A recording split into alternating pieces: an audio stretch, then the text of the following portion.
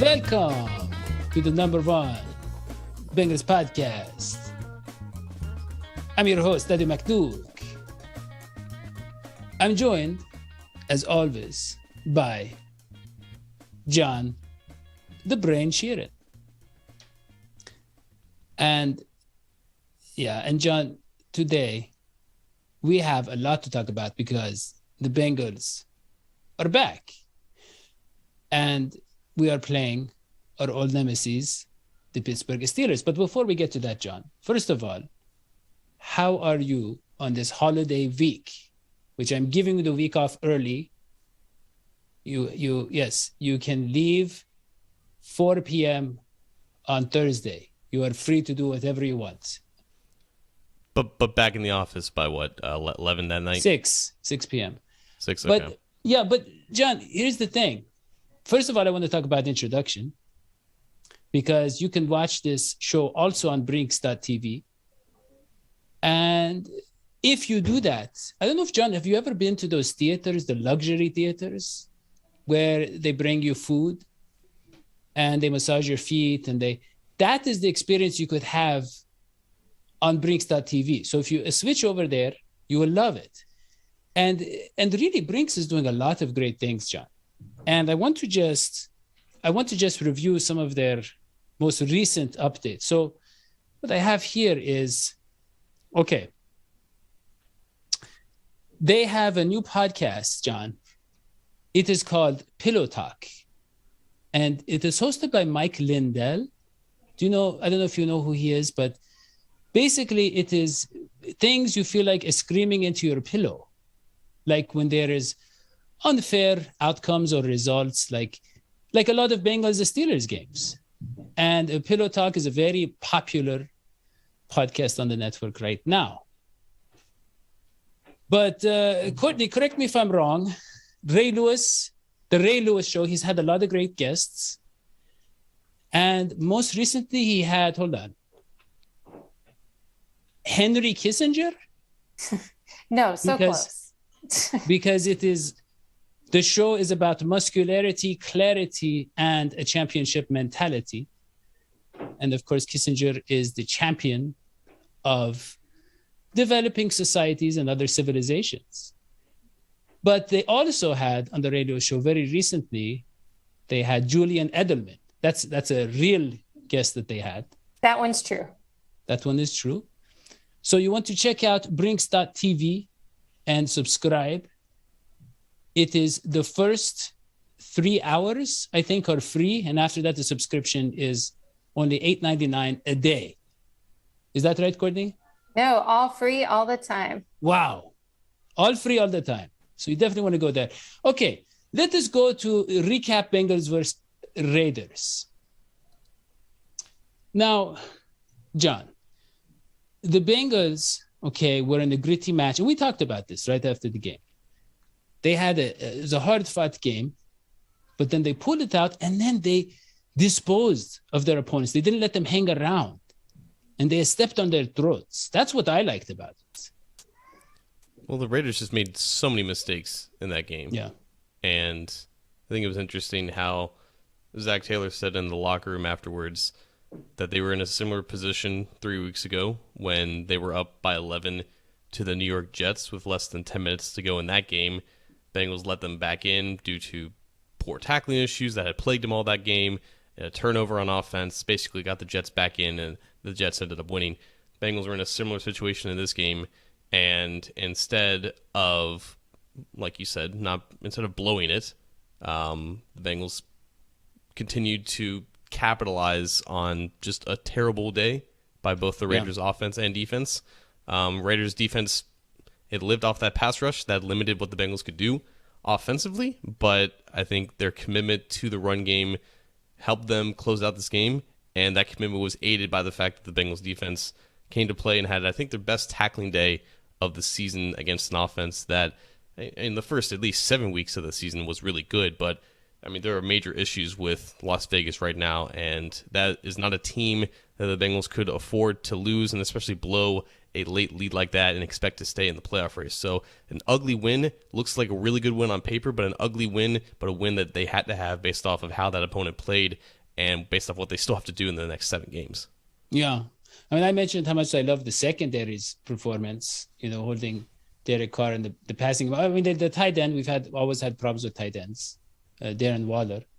But yeah, I think the fact that you think it was their best tackling game, that's a big deal for me. It's a very big deal. I mean, the numbers back that up. And even if like Waller didn't find the end zone, he was still really good up the middle of the field. And I think the only touchdown from the Raiders was a tight end in one-on-one coverage against Logan Wilson, who had a really bad day and has had like a bad stretch of 3 games now. So that's a little bit concerning. But yeah, like the same things that have plagued the Bengals in terms of tight end production, that was a factor in this game. It's just that the Raiders, they don't have a lot of explosive options at receiver right now, and Derek Carr looks like a shell of the version of himself that he was in the first 7 weeks. So, that was a factor that going into the game, it made this matchup interesting because Carr had been productive this season, but even when Joe Burrow didn't play very well, Derek Carr didn't play very well either. So both those things kind of canceled each other out. And then the Bengals eventually found success in the running game and with their offensive line late in the game. And it's great that the Bengals found a way to win despite a lackluster performance from their quarterback. And that's going to be important when they're playing in these games late in the season. And maybe, there are going to be other circumstances that make these games kind of ugly. And to find ways to win, among other things, besides just a solid passing game, I think that's important. I do too. And speaking of ugly, can we go to the next topic? I want to talk about the Steelers and their entire roster. And John, you were saying ugly games, and we're used to the AFC North being these ugly, brutal, kind of bloodied, bruising, bone crunching kind of games. But the Steelers' defense is not what it was. Our defense has had tackling issues. We make the big plays, we get some sacks, but we've been giving up points and yards, right? I mean, the Raiders were a mess, but I mean, you look at the Jets and the Browns, and it's all kind of like the defense is showing its true colors, let's say.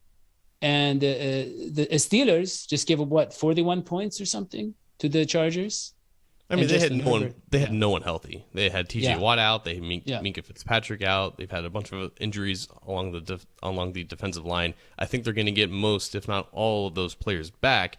So it's going to be a better defense than what we saw on Sunday night against the Chargers, and it's going to be better and more prepared than what the Bengals went up against in Week 3.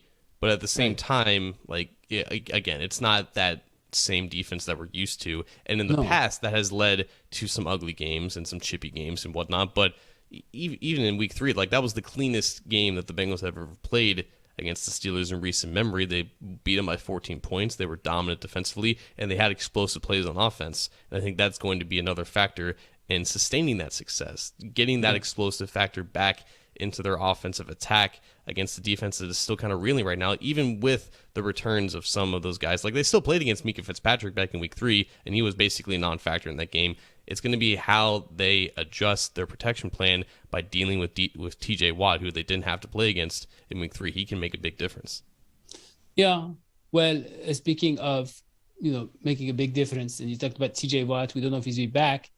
But, John, I want to go to along the lines and talk about Cameron Hayward, who kind of... This guy. I mean, here's the thing, John. Okay. I'm a Bengals fan. So obviously I think the Steelers are dirty. So a lot of people think, okay, he's biased. So I want the fans and the viewers on Brinks.tv and on, Fox News or wherever else this is being broadcast. I want them to honestly and objectively watch the tape and tell me if you think this man should have been suspended, because I think he should have, John. And just look closely at the video. Courtney, do you have that anywhere available?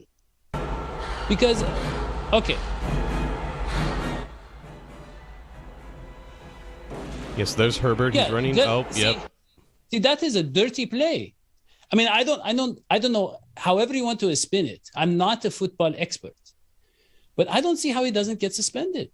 John? Maybe Cam Hayward's just a cinema buff and he wanted to recreate a famous movie back in the 90s.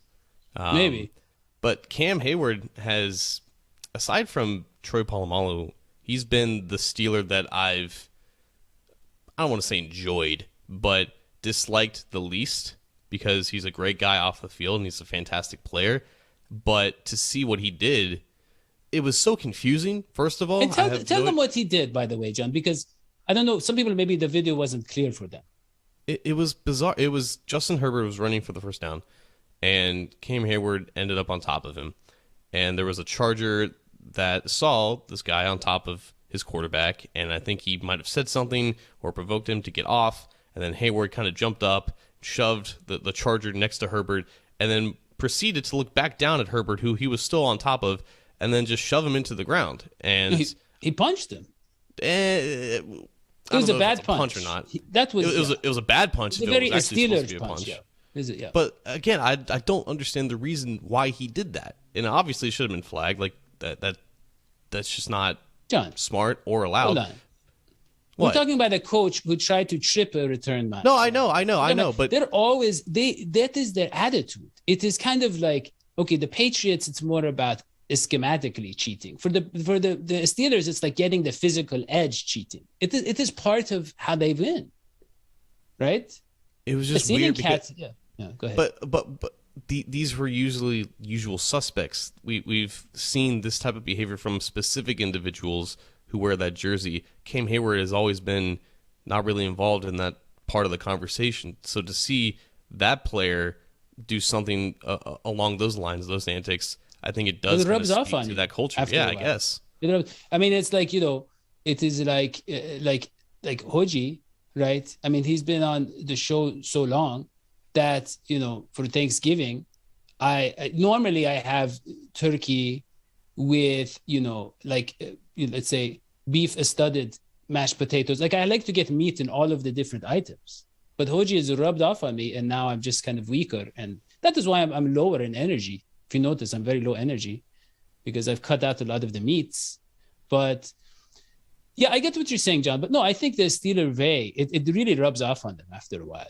But let us go to, and actually I think the good ones get away, like Emmanuel Sanders. He's a good guy, he ran away. Let's go to QB matchup. And so you have Joe Burrow versus Ben Roethlisberger, who, whatever you may think of his physical limitations, he's still getting it done to some degree. I mean, he's still keeping that offense. Is he channeling power from like an unknown and illegal source?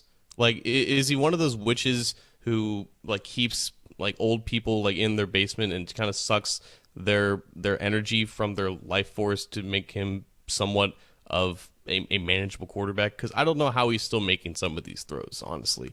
Every time I think he's going to throw his last 40-yard pass, he somehow makes another one.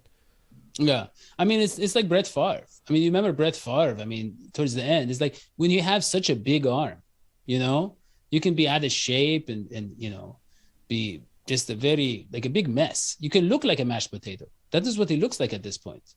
But, you can still get it done, And it's not like he's like playing well right now, but it's weird. No, it's because last year he was coming off of an elbow injury and he looked somewhat decent in the beginning of 2020, and then he completely fell off the cliff. And then this year it was bad in the beginning, and now it's a little bit better than it was, but it's still not enough where you can say, hey, yeah, you should be scared of this offense for sure. Yeah. But I mean, look, it's like, it's like the whole kind of culture and the offense and everything, the receivers, they kind of build that team around him. They get the guys who he can kind of improvise with, and it still works. The offense isn't the problem so much this year. So, but I mean, look, Joe Burrow is going to have to get back. Like, they had a dynamite game against the Steelers the first time this season. Jamar Chase had some really nifty catches. So we're going to need them to put up points. And that takes me to predictions. And John, I want you to dig deep, okay? Because I feel like last week, John, you were a little scared. You were a little scared about predicting the Bengals because they had hurt you. It's okay, John. You can tell me. You can open up. but they hurt you 2 weeks in a row, 3 weeks. The bye week, they did nothing, absolutely nothing. So 3 weeks in a row, they crushed your spirits, and you were afraid to pick them to win. But this is the Steelers, John. And the Bengals just had a well-rounded win. They put it all together. They're not afraid of anybody. Yes, he will. Rick Hawley, old friend of the show, he asked if Chase is going to win the Rookie of the Year. Yes, he will, ultimately. He's going to catch fire again late in the season. But, John, tell me what do you think is going to happen? And who's the player of the game? I must address, like, if my nickname is to be the brain, like, yes. not just it's logic. Relative to us, to me and Hoji. Not just logic is stored in the brain, but also its emotions. People think that, like, the heart is where you get all of, like, your feels, but it's actually it's neurological. It comes from your brain. The Bengals didn't hurt me. I'm not hurt by anything that the Bengals do. The Bengals hurt themselves by the way that they played against the Jets and the Browns and their recent history coming off of bye weeks. That is all the logic and rationale that led me to believe that they would struggle against a team that could really rush the passer, and a team earlier in the season was good passing the ball on the Raiders. That is why I expected the Bengals to lose that game. There is also logic in picking against the Bengals this week, because if they have TJ Watt back, like, that was a huge difference in the Bengals Week 3 victory. The fact that Joe Burrow didn't get sacked against the Steelers pass rush that didn't have Alex Highsmith or TJ Watt, and Jamar Chase had a really good game in that game, it led to how that game turned out to be. I don't know if that same effectiveness is going to be seen there with the return of Watt, with the return of Joe Hayden, and with Jamar Chase not playing his best in recent weeks. So this game, I think, should be a lot closer. The Steelers usually play the Bengals pretty well in Cincinnati. But at the same time, I look at how this rivalry has played out in the last 2 games.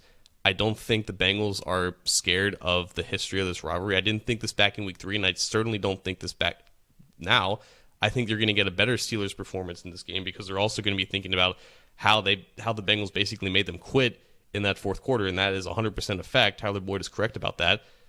But, the Bengals aren't scared, and the Bengals are starting to catch their footing a little bit. They're starting to gain more confidence. They're the better team. And I think that is what, despite the improvements that TJ Watt can make to that pass rush, Joe Burrow's going to have some struggles with that. I still think the Bengals come out on top here by a score of like 23-20. And who's your player of the game, John? Player of the game? I'm gonna go with Joe Burrow, actually. Yeah. I like it. I think he overcomes some pass rushing struggles. I think he goes another week without throwing an interception. It's not going to be a great game, but I don't think there's going to be a lot of great performances in this game. I think Burrow's going to play well enough, though, to win. I love it. John, I'll tell you this. I'm just gonna give it to you straight. I give you, it's nothing but fair and balanced predictions.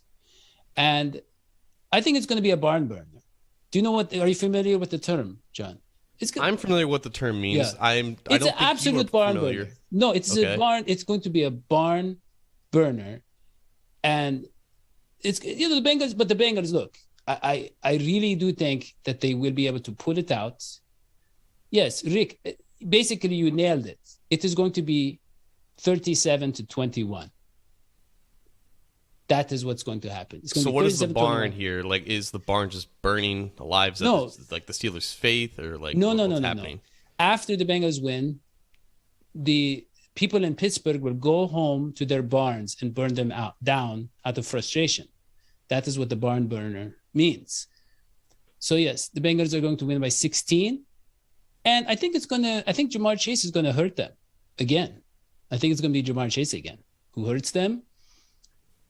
Yes, they will win by 2 touchdowns. I would say they will win by 2 touchdowns and 2 2-point conversions. That is my prediction. But, John, it's a very special time for people. It's a family time. It is.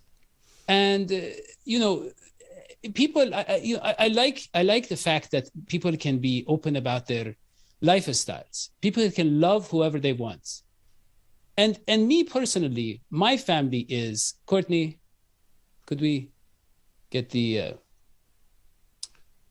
yes, my family is my money, John. And I want to spend this time with my money the way that you and the people out there want to spend the time with their loved ones. The problem is, John, we don't have any money. We don't have any people giving us money. We have to, John, look, I went out to Kroger. You see my shopping bag right there. And all I could afford was literally peanuts. I couldn't even get the whole bag. I had to, basically there was an already open pack, and I was like, but that's the struggle I go through, John. That's the struggle we go through to keep this show afloat. But if you love this show and you want to see Dr. Hoji Director Gasmoji back and better than ever before with the microphone, just in time for the holiday season, you can patronize us. Be patronizing towards us. I don't know, Courtney, I don't know what the term is. Treat us patronizingly. You can do all of those things. And we will give back to the community with these takes. And we will obviously, we are going to keep this show going until Mike Brown forces us to take it off the air. We've been close a few times, but he hasn't